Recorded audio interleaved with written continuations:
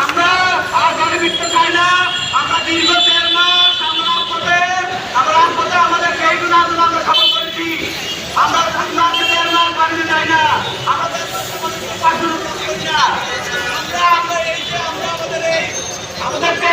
আমাদের পরীক্ষার ত্যাগ আমরা কোনো ষড়যন্ত্র করেছি। পেশাজীবীদের আমরা হুঁশিয়ারি বলতে চাই, আপনারা যদি আমাদের সাথে না করেন আমাদের কাছে আমাদের করতে হবে। এবারে আমি আমাদের সংগ্রামী সদস্য কোহেলি গাজীপুর আইসি শিক্ষার্থীর কাছে আমরা চলে যাচ্ছি। মানতে হবে, মানতে হবে, মানতে হবে, মানতে হবে, মানতে হবে, মানতে হবে। হুঁশিয়ার সাবধান, হুঁশিয়ার সাবধান, হুঁশিয়ার সাবধান। Technology, technology, technology, technology. এখন আপনাদের সাথে বক্তব্য নিয়ে আসবেন গাজীপুর আইসি ছাত্র প্রতিনিধি এই আন্দোলনের ভর্তি কন্যা খ্যাত কোহেলি শারমিন। এটাতে আমাদের মধ্যে বক্তব্য নিয়েছেন কোহেলি শারমিন। এই মানববন্ধনে উপস্থিত আমার সকল সিনিয়র পেশাজীবী ভাই ও বোন এবং আমার সকল সিনিয়র ভাইকে আসসালামু আলাইকুম। আপনারা হয়তো জানেন আমি কেন এখানে এসেছি। আমি এসেছি আমার 6 দফা দাবি নিয়ে। সেটা আমার দাবি নয়, আমার অধিকার। একদল দালাল যারা আমাদেরকে এই অধিকার থেকে বঞ্চিত করেছে, একদিন দুদিন নয়, 41 বছর ধরে আমরা এই বৈষম্য থেকে মুক্তির জন্য এখনো রাজপথে। দীর্ঘ 1.5 মাসের অধিক সময় ধরে রাজপথে থাকার পরেও তারা আমাদের টানা নড়ে নাই। আমরা একবার পরীক্ষা বর্জন করেছি, এক মাসের জন্য তারা পিছিয়েছে। আমরা বলেছি অনির্দিষ্ট নয়, কিন্তু তারা মানে না। তারা আমাদেরকে নীতি মানার ভয় দেয়। কিসের নীতি মানা? যখন আমার 14 বছর তারা নিয়োগ করবেন, আমি আপনাকে বলতে চাই, একটু আগে যেই চিঠি আমরা ইস্যু করিয়েছি সেটা হচ্ছে আমাদের সকাল থেকে সন্ধ্যা পর্যন্ত। এর জন্য আমাদেরকে দেয় না তারা আমাদেরকে জানি না। আমরা বর্তমান ভবিষ্যৎ জানি না। আমি অবশ্যই জানি আমি এই দেশের সাধারণ নাগরিক। আমি আমার অধিকার সম্পর্কে সচেতন।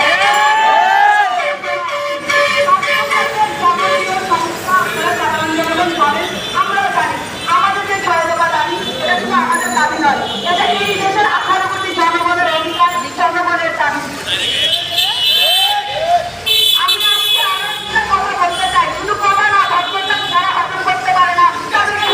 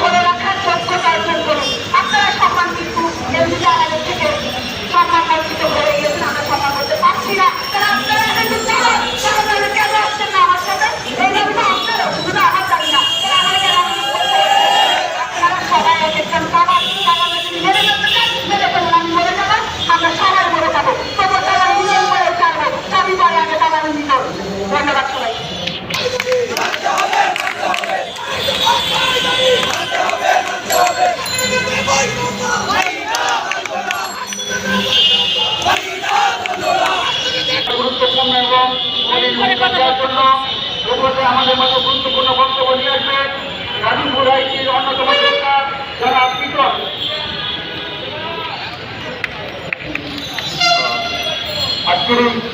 আজকের এই মানববন্ধনে উপস্থিত আমার সিনিয়র মেডিকেল টেকনোলজিস্ট ভাইরা এবং স্যারেরা এবং আমার প্রান্তীয় শিক্ষার্থী এবং আমার কর্মচারীরা আপনারা জানেন আমরা দীর্ঘ 49 দিন ধরে এই রাজপথে আন্দোলন করছি, যেখানে আমার সহপাঠী যেটা আমাদের দাবি এটা হচ্ছে আমাদের অধিকার।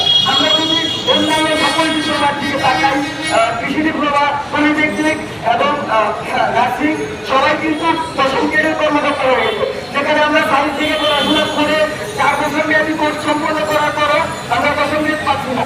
আমরা 3 শ্রেণীর কর্মকর্তা হিসেবে করে আছি। এই বৈষম্য কেন আমাদের সাথে করা হবে?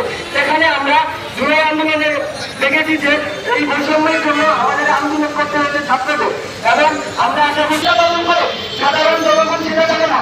সেটা যদি জবাব দিতে হয় তাহলে এই মাঠে বসে শিক্ষার্থীরা যাবে পেশাজীবীদেরও, পেশাজীবীরা যদি